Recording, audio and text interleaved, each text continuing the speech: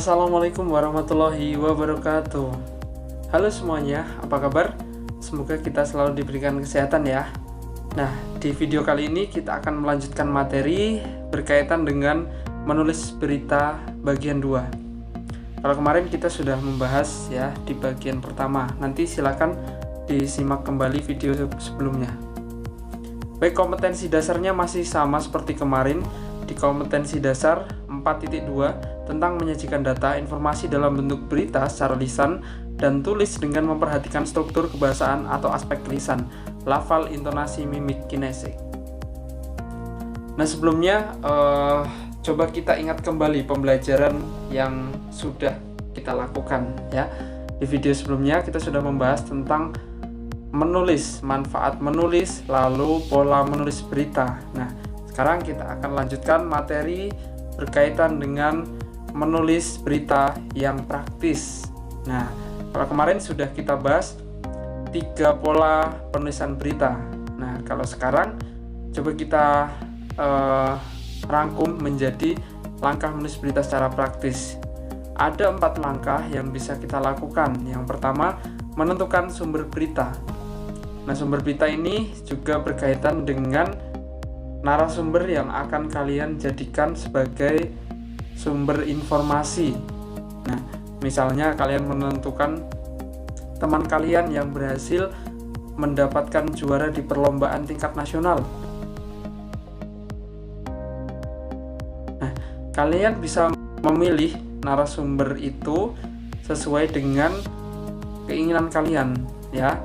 Lalu yang kedua, ketika sudah ditentukan, lalu mendatangi sumber berita. Nah, kalau kita menentukan sumber beritanya adalah seseorang, maka ya kita agendakan untuk bertemu, untuk kita lakukan wawancara ya. Lalu langkah berikutnya, mencatat fakta-fakta penting yang terdiri atas adik Simba. Nah, ketika kalian melakukan wawancara, apa sih yang ditanya? Nah, pertanyaannya ini berkaitan dengan pertanyaan unsur-unsur teks berita ya, masih ingat ya? Mungkin di video sebelumnya kalian juga bisa melihat atau memirsa materi yang sudah disajikan. Nah, ketika sudah mencatat fakta-fakta yang kita gali dari narasumber, lalu berikutnya adalah mengembangkan catatan menjadi teks berita dengan memperhatikan struktur dan kebahasaan. Nah, ini tentu setelah fakta-fakta kita dapatkan, ya berikutnya kita kembangkan menjadi teks berita yang utuh. Ini harus memperhatikan struktur dan kaidah kebahasaan. Nah, oleh sebab itu harapannya adalah struktur dan kebahasaan ini muncul ya, materi yang kemarin kita bahas ya. Nanti silahkan disimak kembali. Catatan tambahan, yang pertama, judul berita harus akurat, jelas, ringkas, mencerminkan isi berita, menarik pembaca dan tidak ambigu. Ambigu itu maksudnya tidak membuat bingung pembaca ya. Lalu yang kedua, dalam pembelajaran hari ini kalian hanya melakukan kegiatan mencatat fakta-fakta penting dalam mengembangkan catatan menjadi teks berita. Nah, yang kita pelajari ini adalah mencatat fakta-fakta penting ya, kemudian mengembangkan menjadi teks berita. Contoh catatan fakta dalam adik Simba. Nah, misalnya ini coba kita praktikkan ya. Misalnya kita sudah membuat list pertanyaan dan menemui narasumber gitu. Misalnya di pertanyaan apa peristiwa yang terjadi? Nah, pelajar SMA membuat robot bebas polusi. Lalu di mana peristiwa itu terjadi? SMA Muhammadiyah 2 Sidoarjo, Universitas Indonesia Jakarta, dan seterusnya. Silakan disimak ya. Nah, setelah kita mencatat fakta dalam unsur teks berita, langkah berikutnya adalah mengembangkan berita sesuai dengan struktur dan kaidah kebahasaan teks berita. Ini sudah kita kembangkan ya. Nah, artinya mengembangkan ini tidak hanya menyusun fakta-fakta yang sudah ada, tetapi juga harus memperhatikan keterkaitan atau ketersambungan antara satu kalimat dengan kalimat lain, lalu antara paragraf satu dengan paragraf lain.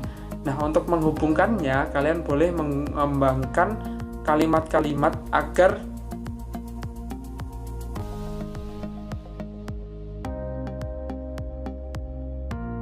teks berita yang kalian buat menjadi padu. Ya, artinya kalian boleh mengembangkan sendiri. Nah, ini silakan dibaca pengembangannya ya. Ini adalah pengembangan dari menulis teks berita. Nah, ketika sudah mengembangkan, maka langkah yang harus dilakukan berikutnya adalah menyunting teks berita.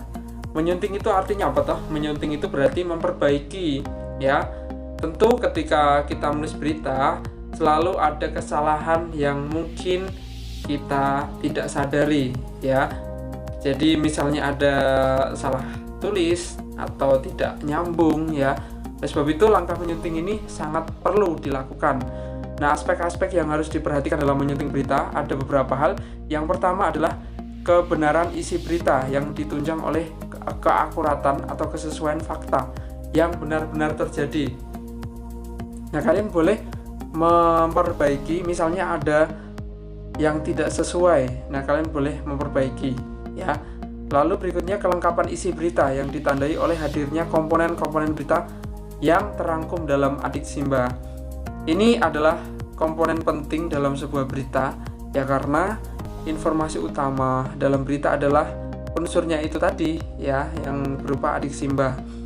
Lalu berikutnya struktur penyusunan berita yang dimulai dari bagian yang penting kepala dan tubuh berita ke bagian yang kurang penting ekor berita. Nah, ini maksudnya bukan berarti tidak disajikan ya, ekor berita ini tetap penting, hanya saja ini boleh ada atau boleh tidak. Lalu berikutnya adalah penggunaan bahasa yang terkait dengan keefektifan kalimat, kebakuan kata, ketepatan ejaan, dan tanda baca lainnya. Ini perlu diperhatikan karena agar pembaca mudah memahami maksud dalam berita ya. Jadi menyunting berita ini sangat perlu dilakukan. Lalu bagaimana sih kita melakukan penyuntingan berita ini? Nah, ada berbagai cara yang bisa kita lakukan. Misalnya kita menyunting secara mandiri ya. Kalau misalnya itu kurang teliti, maka kita boleh meminta bantuan teman lain untuk membaca berita kita. Kemudian teman yang kita minta bantuan itu disuruh memberikan masukan atau menandai hal-hal yang perlu diperbaiki. Baik, begitu saja untuk materi pada video kali ini. Nanti kita akan teruskan ke bagian ketiga ya.